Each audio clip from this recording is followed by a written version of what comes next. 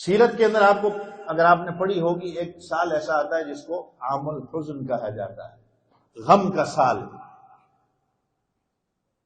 اس غم کے سال میں آپ صلی اللہ علیہ وسلم کے ساتھ کیا واقعات پیش آتے ہیں؟ ایک تو آپ صلی اللہ علیہ وسلم کی رفیقہ حیات،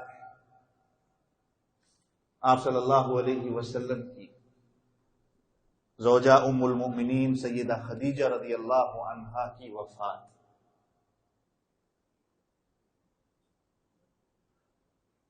کہ آپ صلی اللہ علیہ وسلم نے فرمایا تھا کہ جب دنیا نے مجھے جھٹلایا تھا تو میرا ساتھ دینے والی یہ میری بیوی تھی۔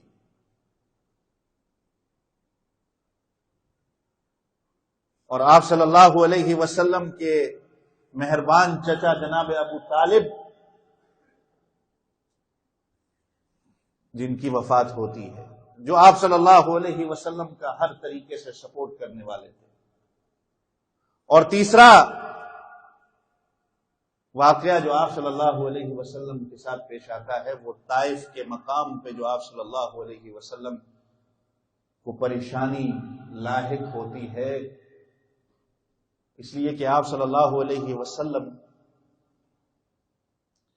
جہاں مکہ کے لوگ آپ صلی اللہ علیہ وسلم کو ماننے والے نہیں تھے، ہر قسم کی آپ صلی اللہ علیہ وسلم پر الفاظ کسنے والے اور آپ صلی اللہ علیہ وسلم کو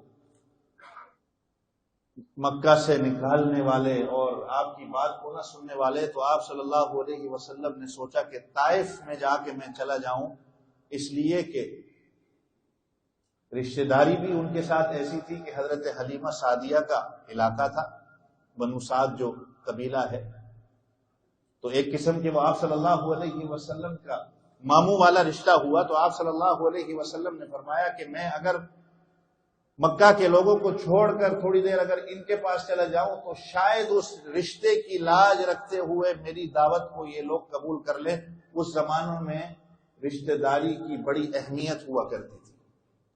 لوگ لاج رکھتے تھے کہ یہ فلاں کا قبیلے والا ہے، فلاں قبیلے کا بندہ ہے، تو ایک اہمیت ہوا کرتی تھی۔ آج کے اس دور کی طرح نہیں، اب تو ماں باپ کو کوئی نہیں پوچھتا، بہن بھائی کو کوئی نہیں پوچھتا، رشتہ دار تو بہت بڑی چیز ہے۔ تو آپ صلی اللہ علیہ وسلم نے کہا کہ ان لوگوں کو اگر میں دعوت دوں جا کے تو ہو سکتا ہے کہ میری دعوت کو قبول کر لیں۔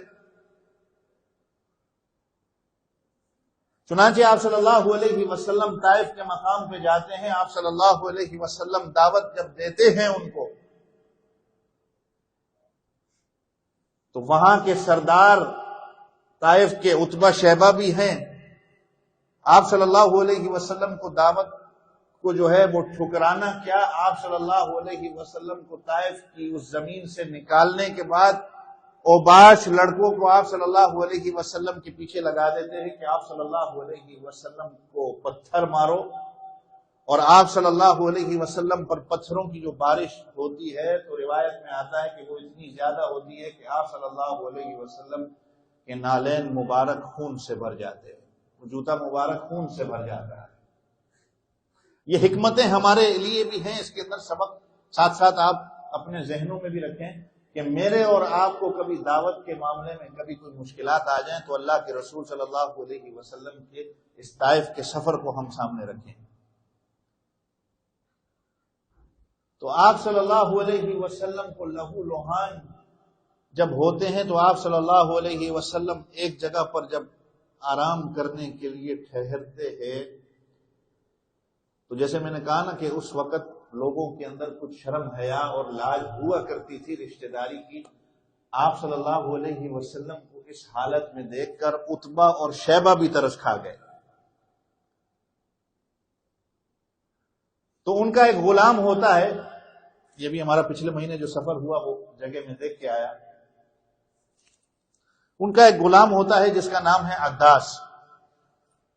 تو آپ صلی اللہ علیہ وسلم کے لیے اس عداس نامی غلام کو کچھ انگور دیتے ہیں کہ جا کے آپ صلی اللہ علیہ وسلم کو، اب دیکھیں مکہ سے طائف کا سفر، نہ کھانا آپ صلی اللہ علیہ وسلم کو میسر ہوا، نہ پینا میسر ہوا، آپ صلی اللہ علیہ وسلم آرام کر رہے ہیں، تو اس سے کہا جاتا ہے کہ جا کے نبی کریم صلی اللہ علیہ وسلم کو جو ہے انگور پیش کر دو۔ اب یہ عداس نامی غلام جب آپ صلی اللہ علیہ وسلم کے پاس آتا ہے تو آپ صلی اللہ علیہ وسلم کو انگور پیش کرتا ہے. آپ صلی اللہ علیہ وسلم انگور کھانے سے پہلے کہتے ہیں بسم اللہ، اور اس انگور کو آپ صلی اللہ علیہ وسلم جب کھاتے ہیں تو وہ یہ شخص عداس یہ دیکھ رہا ہوتا ہے اور کہتا ہے کہ یہ آپ نے کس کا نام لیا؟